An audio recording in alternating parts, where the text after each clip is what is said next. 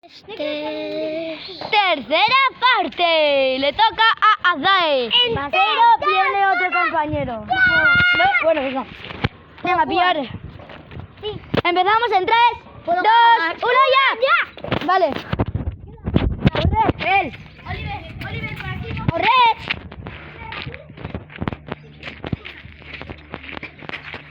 Yo antes me estaba poniendo aquí y me salvó.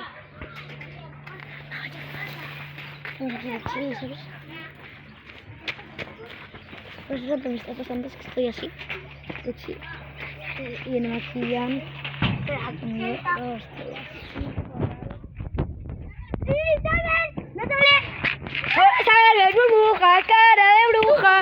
¿Sabes? ¿Juega él? Sí.